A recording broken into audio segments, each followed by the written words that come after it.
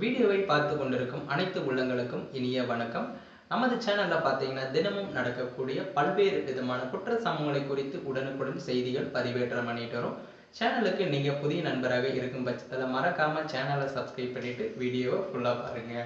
உத்தரப்பிரதேச மாநிலம் சுல்தான்பூர் மாவட்டத்தில் கள்ளக்காதல் விவகாரத்தில் லாரி ஓட்டுநர் ஒருவரை அவரது மனைவியும் நண்பரும் சேர்ந்து கொடூரமாக கொலை செய்த சம்பவம் அந்த பகுதி மக்களிடையே பெரும் பரபரப்பை ஏற்படுத்தியிருக்கு. அதாவது பார்த்தீங்கன்னா சுல்தான்பூர் மாவட்டத்தைச் சேர்ந்தவர் அமித் சிங். லாரி ஓட்டுநரான இவருக்கு அதே தொழிலை செய்து வரும் தீபக் என்பவர் நெருங்கிய நண்பராக இருந்திருக்காரு. நண்பர் மீது கொண்ட அதீத நம்பிக்கையால தீபக்கை அடிக்கடி தனது வீட்டிற்கு அமித் அழைத்து வந்திருக்காரு. இந்த பழக்கம் அமித் சிங்கின் மனைவி சில்பி சிங் மற்றும் தீபக் ஆகிய இருவருக்கும் இடையே கள்ளக்காதலாகவும் மாறியிருக்கு. இருவருக்கும் இடையே இருந்த தொடர்பு குறித்து அமித் சிங்கிற்கு தெரிய வந்தபோது வீட்டில் கடும் வாக்குவாதம் ஏற்பட்டிருக்கு. உறவினர்கள் முன்னிலையில இருவரும் எச்சரிக்கப்பட்ட போதிலும் தங்களது தொடர்பை கைவிடாத சில்பியும் தீபக்கும் தங்களுக்கு இடையூறாக இருக்கும் அமித் சிங்கை தீர்த்து கட்டவும் திட்டமிட்டிருக்காங்க.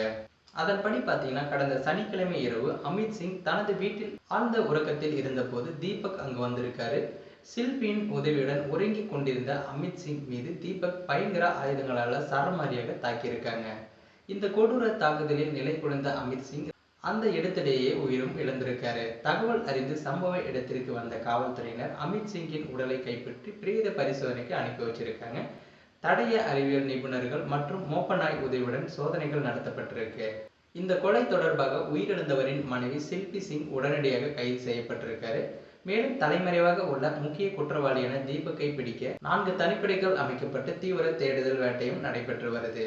ஸோ இந்த தகவலை பற்றி நீங்கள் என்ன நினைக்கிறீங்கன்றதை மறக்காமல் கமெண்ட்டில் சொல்லுங்கள். மேலும் இது போன்ற வீடியோக்களை உடனுக்குடன் காண நமது சேனலை சப்ஸ்கிரைப் பண்ணுங்கள். மீண்டும் இது போன்ற இன்னொரு குற்ற சம்பவத்தில் உங்களை நான் சந்திக்கிறேன். அது வரைக்கும்